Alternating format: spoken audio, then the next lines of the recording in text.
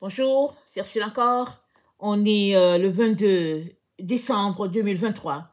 Alors, je viens sur la trompette aujourd'hui encore et je viens proclamer le retour de notre Seigneur Jésus-Christ. Amen et alléluia, soyons tous bénis, soyons remplis de sa joie. Amen. Alors, hier, j'avais dit que j'avais 4 messages que je devais apporter et j'ai pu apporter 3. Amen. Et il me restait un que je devais apporter parce que bon, j'ai pas pu, avec le temps et tout, j'ai pas pu. Amen. Alors, je viens apporter ce 4e message là aujourd'hui. Et le 4e message porte toujours sur les 3 premiers messages. Hier, on a reçu un message sur le serviteur de Dieu, Monsieur Billy Graham. On a reçu un message sur les enfants de Billy Graham. On a reçu un message sur la trousse du bon samaritain, les boîtes de Noël. Et le 4e message s'intitule les grands arbres, les grands arbres de point des ombres noires. Amen. L'autre message, c'est de grands arbres des ombres noires. Amen. Alors, ce message, il est suite, comme je l'ai dit, aux 3, parce que le Seigneur a dit, il y a des gens qui vont s'arrêter pour dire, mais pourquoi est-ce qu'il nous parle de Billy Graham? Amen. Et le Seigneur dit, Billy Graham a été un évangéliste qui a influencé, en tout cas, au moins 2 générations. Amen. Et ses enfants est un échantillon qui représente parfaitement comment les chrétiens ont marché dans ces 2 ou ces 3 générations-là et comment les valeurs des églises émergentes ou bien les églises qui opposent Dieu les ont conduits à marcher dans un évangile du milieu. Amen. Les gens vivent pleinement dans le monde et ils trouvent l'équilibre aussi avec la vie d'église. Si bien que 2, voire 3 générations ont été formatées ainsi, sans souci, sans se questionner, sans rien, ils vivent tranquilles en se disant, on est chrétien, on est les enfants de Dieu, et quand on va finir notre vie ici, on sera juste couronné de l'autre côté, parce qu'on l'a bien fait. Alors on donne nos dîmes, on donne nos offrandes, on soutient les œuvres missionnaires, on est plein dans les activités sociales, et puis donc voilà, la vie du chrétien du 20e, 21e siècle. Mais malheureusement, cette vie-là qui a été vendue aux enfants de Dieu est tout sauf la vie que Dieu a pour ses enfants.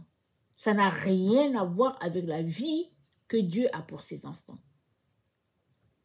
Et dans Luc 21, le verset 21, le verset 34, Luc 21, le verset 34, voilà ce qui est dit.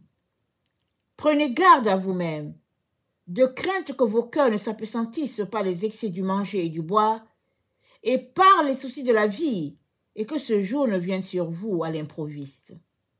Car il viendra comme un filet sur tout ce qui habite sur la face de toute la terre. Veillez donc et priez en tout temps, afin que vous ayez la force d'échapper à toutes ces choses qui arriveront et de paraître debout devant le Fils de l'homme. Veillez donc et priez en tout temps. Ça, c'était le conseil de notre Seigneur Jésus, ou bien ça, c'est le conseil de notre Seigneur Jésus à toutes les générations. Donc, plusieurs générations ont pratiqué ces versets-là, sachant qu'ils sont juste de passage sur la terre. Mais les 10 enfants de Dieu du 20e, 21e siècle se sont jetés pleinement dans la course de l'argent et de l'or, concurrençant ceux-là même du monde et vivant pleinement cet évangile du milieu avec les gens du monde, marchant avec eux, sympathisant avec eux, faisant tout avec eux.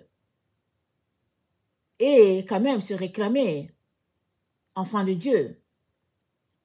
Voilà la raison pour laquelle Dieu a décidé, dans les temps dans lesquels nous sommes, d'exposer les ténèbres autour de ce serviteur de Dieu aimé sur toute la terre et présenté comme l'homme de Dieu, vraiment comme quelqu'un qui marche selon Dieu, qui obéit à Dieu, vraiment comme un grand évangéliste là, vraiment faisant cette œuvre extraordinaire de Dieu.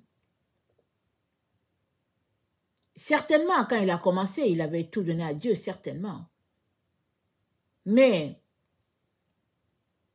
avec les années, sa vie s'est éloignée petit à petit de Dieu pour se tourner vers les biens de ce monde, vers la vie des grands. Et M. Graham était donc un évangéliste pour les grands. Et aussi, il était dans toutes ces activités-là, même ces conférences mondaines, ces conférences internationales où il fallait vraiment accompagner les présidents par-ci, par-là. Il ne manquait pas à être sollicité parce qu'il fallait un leader spirituel pour le président des États-Unis, etc., etc. Et finalement, la tendance est donnée à partir du haut. C'est le haut qui donne la direction à un peuple, à une famille. Et lui qui a représenté le leader, entre guillemets, alors il a donné la tendance. Même si les gens ne savaient pas ce qui se passe dans sa vie, cette vie hypocrite, cette vie de ténèbres, cette vie cachée se répercute automatiquement sur les brebis. Voilà pourquoi Dieu a décidé d'exposer grandement les ténèbres autour de son serviteur afin que ses enfants soient libérés. Même si les gens ne veulent pas savoir la vérité, même si les gens mettent la tête dans le sable pour dire on ne veut pas savoir, ça ne change rien que Dieu a révélé ce qui était caché. Parce que quand on ferme les yeux à ce monde, on les ouvre de l'autre côté, personne ne sait là où va l'autre. Nul ne sait quelle direction a pris le défunt. Il n'y a que Dieu seul qui sait. Si celui-là qui a fermé les yeux est rentré à la maison du Père, ou bien s'il a pris notre direction, il n'y a que Dieu seul qui sait. Pour ce qui concerne M. Graham, les gens ont applaudi, ont célébré, et même il y a une prophétie qui court selon laquelle, quand il mourra, Jésus-Christ viendra. Jésus-Christ viendra, ou bien quand il mourra, ça va correspondre au temps de l'enlèvement. C'est-à-dire, vraiment, une image montée par les hommes à l'image de la société de Babylone, à l'image de l'évangile de notre temps, un évangile libéral. Et les gens sont là, en train toujours de louanger cet homme-là, en train de continuer de mettre ses prédications, en train de le présenter comme vraiment cet homme de Dieu-là qui a réveillé le peuple, qui l'a amené à son héritage, etc. Le Seigneur dit, assez pour ce mensonge-là. Assez. Parce que l'évangile de Jésus n'a jamais changé. Et tant que ces ténèbres demeurent dans la vie des enfants de Dieu, non, tant que cette cachotterie, sa vie de cachette demeure loin de la connaissance des enfants de Dieu, les ténèbres vont demeurer dans leur vie. C'est une couche de noir, tellement noir. C'est comme un couvercle noir qui est quelque part. Que le couvercle est là, et on ne sait pas ce qu'il y a en dessous. Il n'y a que Dieu qui ouvre le couvercle et puis on dit, wow, qu'est-ce qu'il y a là-dedans? Et dans Apocalypse 9,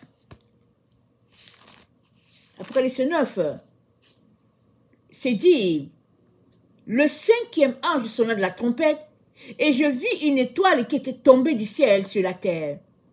La clé du puits de l'abîme lui fut donnée et elle ouvrit le puits de l'abîme. Et il monta du puits une fumée comme la fumée d'une grande fournaise et le soleil et l'air furent obscurcis par la fumée du puits. De la fumée sortirent des sauterelles qui se répandirent sur la terre.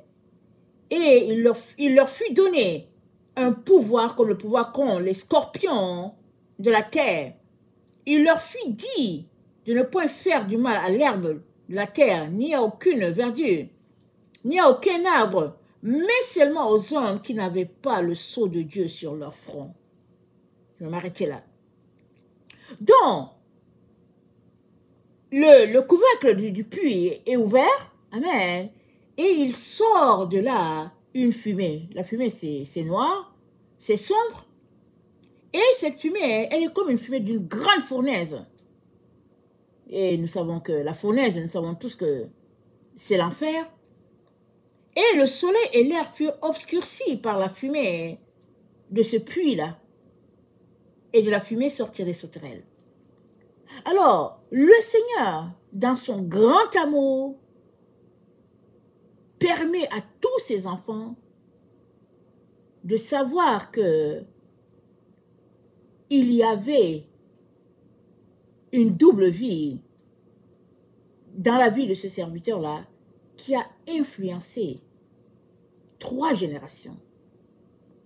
Et tant et aussi longtemps que la lumière de Dieu ne brille pas dans sa vie, son quotidien, les enfants de Dieu vont demeurer dans les ténèbres.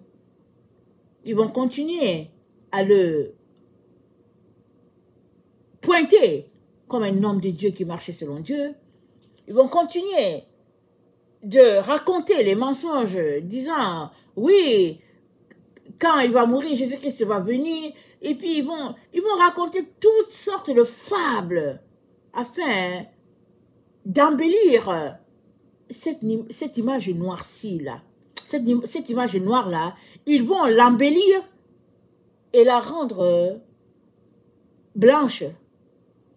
Et Dieu dit, assez du camouflage, assez du mensonge, parce qu'il veut délivrer ses enfants.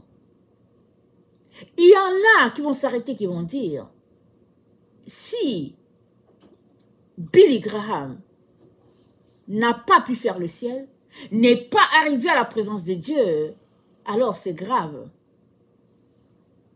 C'est grave parce que je peux me rendre là où il est. Beaucoup vont prendre conscience qu'il faut qu'ils changent leur vie. Parce qu'une vie d'hypocrisie jamais ne sera trouvée devant Dieu. Et comme je l'ai expliqué, j'ai pris du temps pour savoir si le Seigneur voulait que j'apporte ces paroles qu'il m'a données en 2023 ou 2024. Et le Seigneur, comme c'est lui qui gère notre vie, ça lui a pris du temps pour me répondre. Amen. Ça lui a pris, je veux dire, des heures pour me répondre. Et quand il m'a répondu, il m'a donné 21-21. On a vu que 21-21, c'est dit dans la concordance grecque, il m'a répondu en disant, le temps est approprié pour que tu apportes le message maintenant. C'est comme ça que je l'ai apporté hier. Amen. Et aussi, en donnant 21-21, nous sommes renvoyés à Hébreux 4, le verset 16. Hébreux 4, le verset 16, ça dit, Hébreux 4, le verset 16, ça dit, approchons-nous donc avec assurance du trône de grâce, afin d'obtenir miséricorde et de trouver grâce pour être secourus dans nos besoins. Le Seigneur nous demande de venir avec assurance, de venir avec fermeté, de venir avec courage, réclamer ses bénédictions, réclamer du secours, parce que notre Dieu est le seul qui peut nous donner de triompher du temps dans lequel nous sommes. Ne venons pas avec du doute, ne venons pas avec une timidité devant Dieu. Il nous demande de venir avec zèle pour réclamer tout ce qu'il a mis à notre disposition et qui est bloqué très très souvent par l'ennemi. Et qu'est-ce que Dieu a mis dans notre disposition? Qu'est-ce que Dieu a mis à notre disposition? C'est sa présence. C'est ça la chose la plus chère. Plusieurs, quand ils lisent ce passage, ils viennent pour réclamer le matériel, les choses. Dieu n'a pas de problème à nous donner les choses. Mais après quoi soupire ton cœur? Ton cœur soupire-t-il après Dieu? Alors il te dit, viens avec assurance pour obtenir miséricorde et trouver grâce devant lui. Pour pouvoir échapper à ce temps dans lequel nous sommes. Parce que c'est un temps difficile. Ce n'est pas un temps pour se réjouir. Ce n'est pas un temps pour fêter. Mais c'est un temps pour pleurer. C'est un temps pour jeûner. C'est un temps pour venir devant Dieu pour dire, Seigneur, fais-moi grâce. Fais grâce à mes enfants. Fais-moi grâce, Seigneur, et compassion. Voilà le temps dans lequel nous sommes. Et ce temps-là, qui est un temps de festivité pour plusieurs, il est très important que toi, tu t'abstiennes et que tu plonges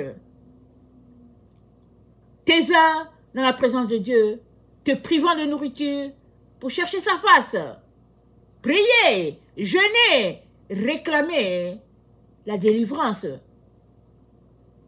de ton âme, des parties captives de ta vie, réclamer la délivrance de tes enfants et réclamer la délivrance du plus grand nombre. Et les enfants de l'évangéliste représentent pleinement cet échantillon des enfants de Dieu qui a été égaré à croire des fables, à croire des mensonges. Et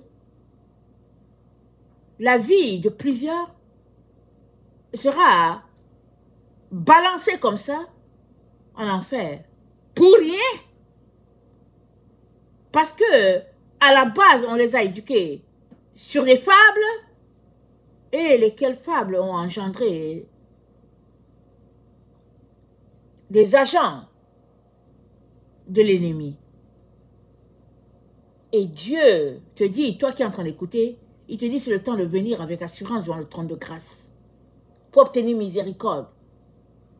Et quand tu viens avec assurance, tu viens pleurer, tu viens te dépouiller parce que Dieu t'a présenté une situation. Il est parti d'une famille, il t'a présenté une situation. Et il est important que tu pries pour que tu ne te retrouves pas dans cet état. Parce que la vie de cet évangéliste, c'est la vie du plus grand nombre. Tous ceux-là qui sont issus du protestantisme pratiquent cette vie-là. Chacun à son degré. Mais cette vie qui, au fait, oppose la doctrine de Christ, c'est la vie de plaisir. Elle est présentée comme l'évangile idéal et tout ce qui vient de l'origine est pointé comme du mauvais, de l'idolâtrie. Mais l'idolâtrie, ce n'est pas là où on rend un culte à Dieu. L'idolâtrie, ce n'est pas là où Marie est élevée. L'idolâtrie, ça se trouve chez ceux-là qui ont mis une croix à chaque commandement de Dieu en disant c'est dépassé. L'idolâtrie se trouve chez ceux-là qui ont laissé de côté les prières, le Notre Père, le credo de la foi, le Je vous salue Marie, le Magnificat. Ça vient, l'idolâtrie vient de tous ceux-là qui ont mis la croix dessus. Mais ils se convainquent qu'ils sont dans la vérité. Et ils vont tout droit en enfer. Voilà la raison pour laquelle Dieu dit à ce groupe-là, cet échantillon-là, ce groupe de baby boomers, parce que tout est né avec les baby boomers.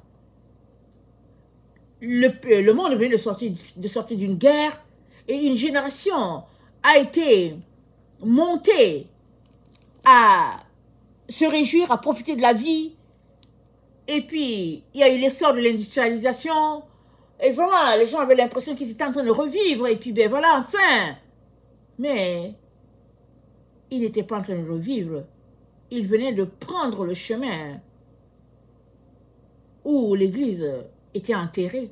Parce qu'avant ces temps de guerre, la plupart étaient quand même tournés vers Dieu. Ils allaient à l'église, les églises étaient pleines, et on peut regarder autour de nous, les églises étaient grosses. Les gens allaient à l'église, c'était important, l'église était, ça formait la vie de la ville, du quartier.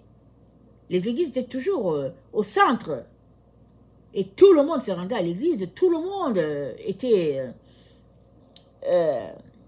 avait sa relation avec Dieu. Mais après ce temps, l'après-guerre, les gens se sont détournés. D'abord, ceux-là qui n'ont pas Dieu.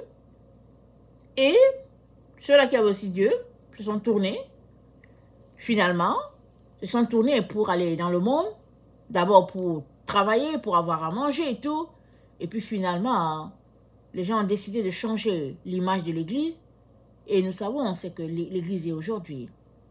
Que ce soit du côté des catholiques, que ce soit du côté de ceux-là qui protestent, nous savons ce que l'Église est aujourd'hui. Mais la vérité est que quiconque ne pratique pas la vérité, ne marche pas dans la vérité, ne verra pas la face du Père. C'est ça qui est la vérité là. Et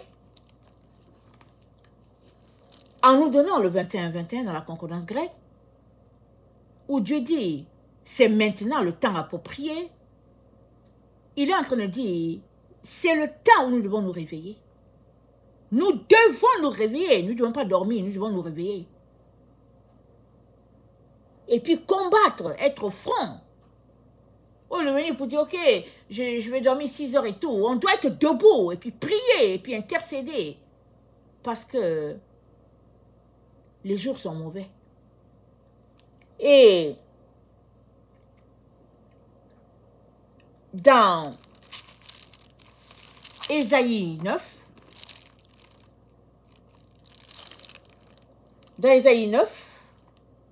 voilà ce qu'il dit.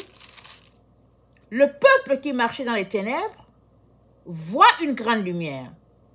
Sur ceux qui habitaient le pays de l'ombre de la mort, une lumière resplendit. Tu rends le peuple nombreux, tu lui accordes de grandes joies, il se réjouit devant toi comme on se réjouit à la moisson.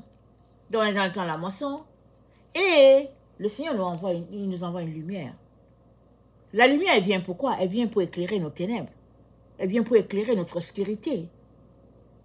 Qui, ici sur la terre, quand le serviteur de Dieu est rentré, a fini son travail et puis qu'il est rentré, qui n'a pas pensé qu'il était rentré à la maison? Qui n'a pas pensé? C'est-à-dire qu'il était parti pour retrouver son père. Qui n'a pas pensé à ça? Mais c'est la parole que j'ai reçue. Et c'était tellement choquant. Je ne l'ai pas reçue en premier, le 19. Le Seigneur m'avait parlé de cette situation-là. Et puis je l'ai gardé pour moi. Mais quand le 19, il est venu pour dire que c'était important pour que... Je l'avais pris note. Et après, il m'a dit, c'est important que mes enfants soient libérés sur toute la terre. Et ce nom-là cache ce qui est en dessous. Ce nom est tellement propulsé, aimé, véhiculé sur la terre, proclamé comme un bon évangéliste, un bon prophète, et puis si bien que ça cache la lumière à mes enfants. Mais mes enfants doivent recevoir la lumière. Donc, il n'y a que Dieu qui pouvait écarter ce qu'il y a sous le puits pour dire, ok, voilà la vérité. La vérité est que cette personne que vous prenez pour un prophète de Dieu, et puis bon, un homme vraiment qui a fait la volonté de Dieu, la vérité est qu'il n'est pas arrivé à la maison. Il n'est pas arrivé à la maison. Et vous, si vous continuez de marcher sur la voie qui est la sienne, vous allez vous retrouver là-bas avec lui. Même si vous n'êtes pas des baptistes, des dénominations, même si vous n'avez rien à voir avec la théologie moderne ou quoi, toujours est-il que si vous avez une vie clopin-clopin, alors vous allez vous retrouver de l'autre côté. Si vous avez une vie qui oppose Dieu, vous allez vous retrouver de l'autre côté, loin de Dieu. Voilà pourquoi Dieu vous envoie la lumière, pour dire réveillez-vous. Et la lumière, c'est quoi? C'est la vérité. La lumière, c'est le zoom sur ce qui est. Et la lumière, c'est quoi? C'est la vérité. Et cette vérité-là, c'est ce qui a franchi. Dans Éphésiens 5, voilà ce qui est dit de la lumière. Dans Éphésiens 5.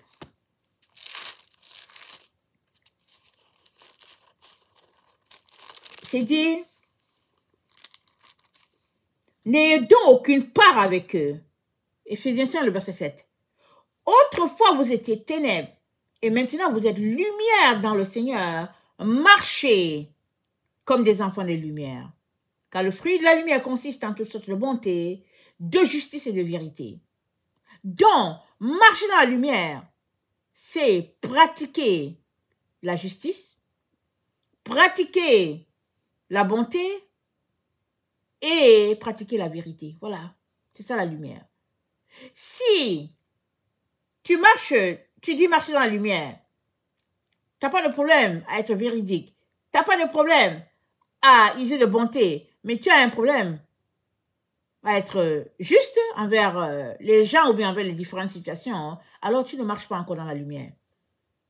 Tu as besoin de parfaire ta marche avec Dieu, de manière à ce que ces trois éléments soient trouvés en toi. Et c'est le temps de pleurer devant Dieu, de pleurer, d'agoniser pour dire Seigneur, viens à mon secours, aide-moi. Je suis loin de ce que ta parole indique. Détourne mon regard des choses vaines. Détourne ma vie de tous ces mensonges-là, de tous ces fables-là.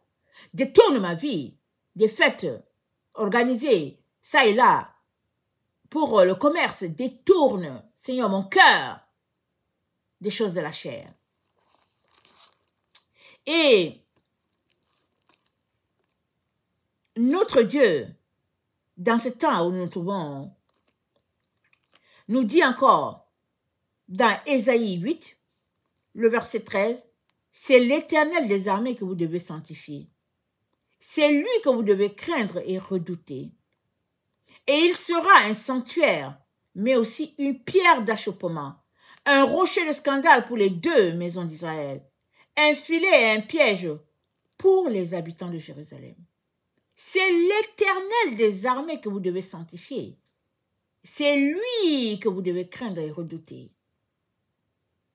Le peuple sur toute la terre, le peuple évangélique, ou bien en tout cas ceux-là qui ne sont pas catholiques, passent leur temps à sanctifier un homme.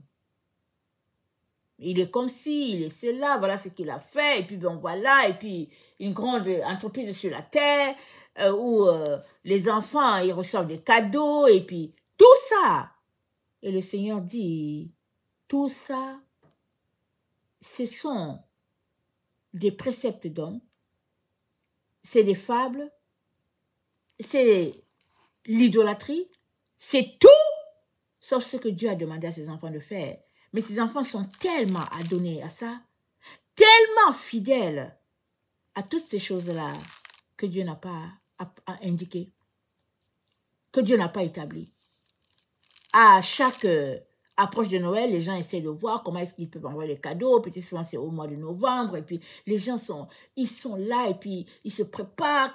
Dès qu'ils ont donné le cadeau, ils se préparent pour l'année prochaine. Et puis, vraiment, ils sont versés dans ça.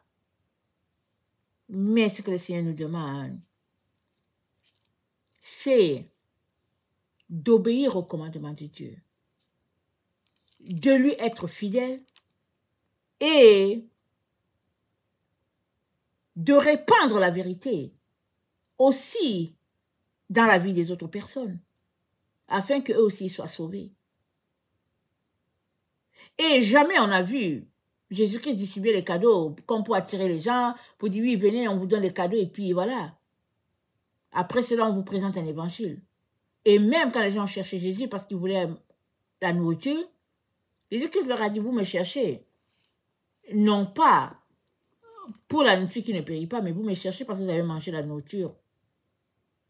La nourriture, le poisson et du pain, c'est pourquoi vous me cherchez.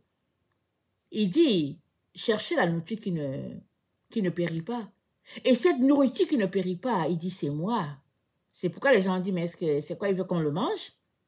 Les gens disent, mais c'est quoi cette affaire-là? C'est quoi, pourquoi il nous parle comme ça? Qu'est-ce qu'il a?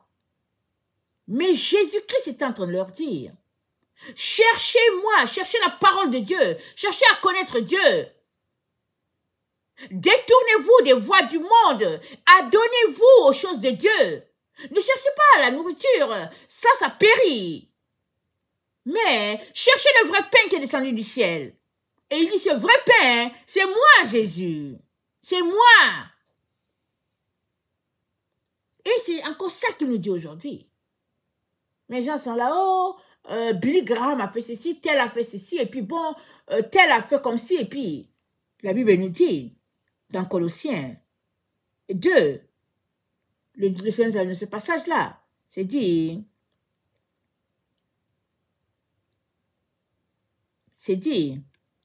ils ont, à la vérité, une apparence de sagesse, en ce qu'ils indiquent un culte volontaire, de l'humilité et le mépris du corps, mais ils sont sans aucun mérite et contribuent à la satisfaction de la chair.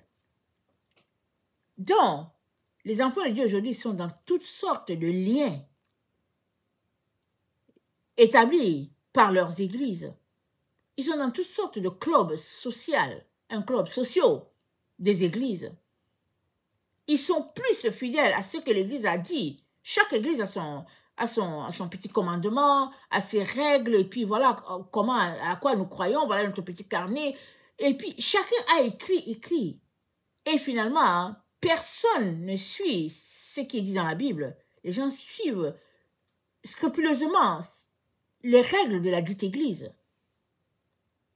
Mais Dieu demande à tout un chacun de se repentir, de prendre le sac et la cendre et de pleurer, de venir avec assurance devant le trône de grâce pour réclamer bénédiction, du secours, parce que nous sommes dans les temps de jugement de Dieu. Et la Bible dit que dans les temps de jugement, le peuple de Dieu apprend la droiture. Es-tu en train d'apprendre la droiture? Es-tu en train de ranger ta vie? Ou bien es-tu toujours en train de courir après ces choses-là qui ne servent à rien? Amen.